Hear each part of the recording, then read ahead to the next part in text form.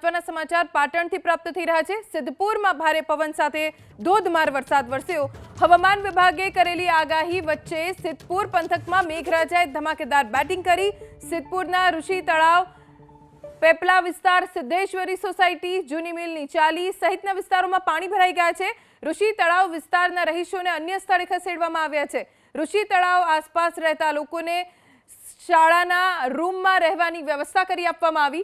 સિદ્ધપુર સહિત તાલુકાના ગ્રામ્ય વિસ્તારમાં પણ તેજ પવન સાથે ધોધમાર વરસાદ છે। સિદ્ધપુર, કાકોશી, નેદ્રા, બિલિયા, ખડી, ગાંગલાસણ, ખડિયાસણ, કુવારા, કલ્યાણા સહિતના ગ્રામ્ય વિસ્તારોમાં ધોધમાર વરસાદ વરસી રહ્યો છે અને હજી પણ કેટલાક કલાક આ તમામ વિસ્તારોમાં ભારે વરસાદની આગાહી વ્યક્ત કરવામાં આવી છે, જેના કારણે હજી મુશ્કેલી વધી શકે છે। તો આ તરફ અરવલ્લી જિલ્લામાં પણ ધોધમાર વરસાદ 10 વાગ્યા સુધીમાં મેઘરજમાં 6 ઇંચ વરસાદ પડ્યો। મોડાસા તાલુકામાં 3 ઇંચ વરસાદ, બાયડ, માલપુર અને ધનસુરામાં 2-2 ઇંચ વરસાદ પડ્યો છે, જેના કારણે નીચાણવાળા રસ્તાઓ પર પાણી ભરાઈ ગયા।